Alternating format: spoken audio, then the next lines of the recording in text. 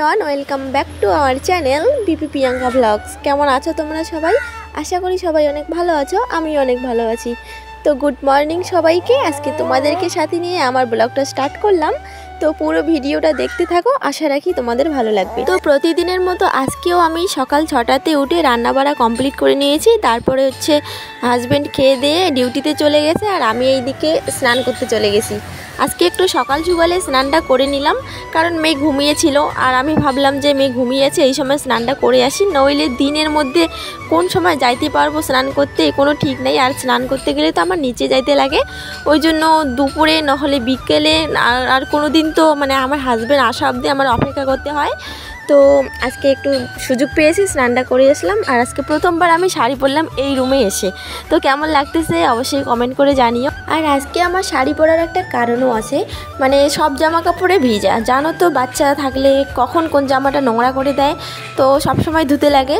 তো সব জামা কাপড় সব জামা কাপড় বলতে ভুল হবে, যেগুলো আমি পরে বেড়াই এই রুমের মধ্যে, তো সবগুলো আজকে ধুয়ে দিয়েছি। আর আছে ব্যাগের মধ্যে নতুন জামা আছে, ওগুলো এখন কে বাইর করে বলো। আর এই শাড়িটা মাঝে মধ্যেই পরি, পুরনো শাড়ি, তো এইটাকে আজকে পরে নিলাম। একটু পরে আবার অসুবিধা লাগলে আমি জামা পরে নেবো, কারণ শাড়ি পরে আমি বেশি কমফোর্টেবল মনে করি, কারণ আমার শাড়ি পরে থাকার অভ্যেস নাই। তো কাজ করতে খুবই অসুবিধা হয়, আমার শাড়ি পরে কাজ করতেই পারি না। তো তারপরে আমি দেখো এই দিকের যে আমাদের রুমের সামনে ছাদটুকু ঝাড় দিয়ে নিলাম। এক সপ্তাহ আগে দিয়েছিলাম আর আজকে দিতেছি, এটা সপ্তাহে একদিন করে ঝাড় দিই। তোমাদেরকে তো একটা ভিডিওতে বলেছিলাম, অত তো নোংরা হয় না, শুধু একটু ধুলোবালি হয়, তো ওই জন্য এক সপ্তাহ পর আজকে ঝাড় দিতেছি। আর জানো তো আমি এইদিকে ঝাড় দিতেছি, আমার মেয়ে ওইদিকে দরজার কাছে চলে আসছে। যত বড় হচ্ছে তত আর কি বেশি খচ্চর হয়ে যাচ্ছে আমার মেয়ে, এখন হামাগুড়ি দিতে পারে, তো এখন চলে আসছে এইদিকে হামাগুড়ি দিতে দিতে। আর কিছুদিন পর যখন হাঁটতে পারবে তখন আবার বেশি খচ্চরামিগিরি করবে। আগে আমি ভাবতাম যে আমার মেয়ে কবে হাঁকুড়া উঠতে পারবে, কবে হাঁটতে পারবে, কবে কথা বলতে পারবে। আর এখন ভাবি যে আগেই ভালো ছিল, আগে কোলের মধ্যে চুপচাপ করেছিল একদম, কত সুন্দর কিউট বাচ্চা। আর এখন তো খুবই খচ্চর। তো মেয়েকে ওইখান থেকে তুলে পরিষ্কার করে দিতেছি, আর আমি এখন খাওয়া দাওয়া করব। এখনও খাই নাই, আমি 9টা সাড়ে 9টার দিকে খাই, কিন্তু আজকে একটু বেশি দেরি হয়ে গেছে। আজকে তো স্নান করা আবার কাপড় চোপড় ধুয়েছি অনেক, ওই জন্য একটু বেশি দেরি হয়ে গেছে, ওই 11টা মতো বাজে আর কি। আর জানো তো খাওয়া দাওয়ার পরে আমরা মা মেয়ে মিলে ঘুমিয়ে পড়েছি, আর এখন 1টা মতো বাজে আর কি। এখন উঠলাম, উঠে দেখি ঘরে একটা রুটি আছে, কালকে রাত্রিবেলা রুটি করেছিলাম।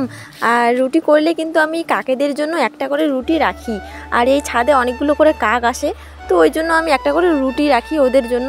আর আজকে সকালবেলা দেওয়ার মনেই ছিল না, ওই যে অনেক কিছু কাজ করলাম, অনেক কিছু আজকে করলাম, তো ওই জন্য মনেই নাই, আবার ঘুমিয়ে পড়েছি, ওই জন্য আবার একটু মনে নাই।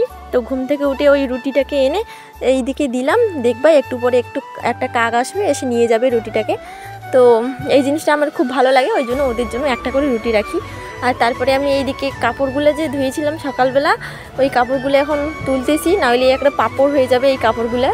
এত রৌদ্রু কি আর বলবো, দেখো তোমরা বুঝতেই পারছো, খুব কিন্তু রৌদ্রু, একটু হাওয়া টাওয়া নাই। আর এখন একটা প্লেন যাইতেছি, আমি বারবার ওই জন্য উপর দিকে দেখতেছি। আমরা আছি এয়ারপোর্টের পাশেই, আমাদের রুম থেকে এয়ারপোর্ট 3 কিলোমিটার দূরে হবে, ওই জন্য যখন ওরে কি শব্দ হয়, আর একেবারে নিচ দিক দিয়ে যায়, দেখতে খুব ভালো লাগে। তো তারপরে আমি এইদিকে চলে আসলাম, আমার মেয়ে আরেকটা কাপড় নোংরা করে রেখেছে, ওর একটা ক্যাতা আর কি, তো ওইটাকে এখন ভিজিয়ে রাখবো কিছুক্ষণের জন্য। বাচ্চা থাকলে যে দিনে কতবার কাপড় ধুতে হয় তার কোনো ঠিক ঠিকানা নাই, ও একটা একটা করে নোংরা করে, আর আমি এইভাবে একটা একটা করে ভিজিয়ে রাখি। যখন ও ঘুমাবে তখন একেবারে সবগুলো নিচে নিয়ে গিয়ে ধুয়ে দিব।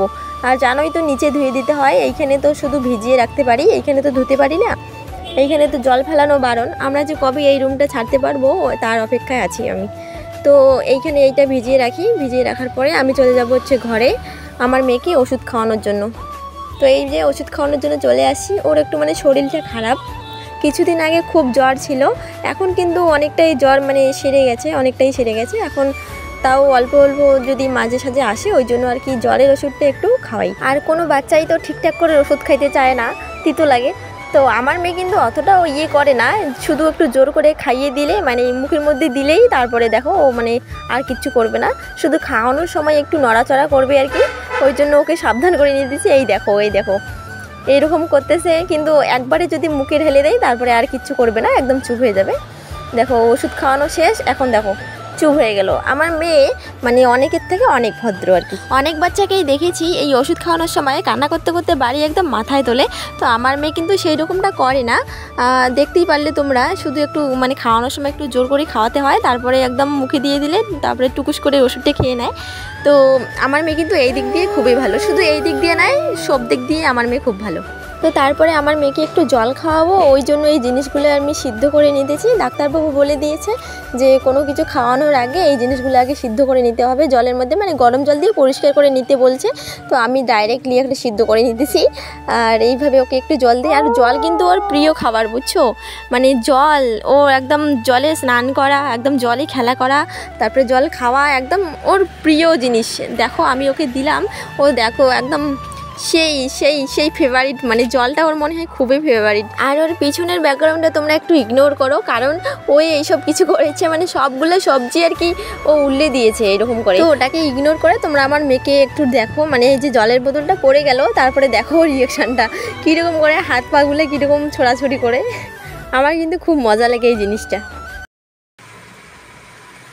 উপরে তোলো, এটা উপরে তোলো, উপরে তোলো, এইভাবে। হ্যাঁ হ্যাঁ। তো আজকের ভিডিওটা এইটুকুই। যদি ভালো লেগে থাকে তো প্লিজ একটা লাইক করো, কমেন্ট করো, আর আমার চ্যানেলটা সাবস্ক্রাইব করে আমার পাশে থেকো।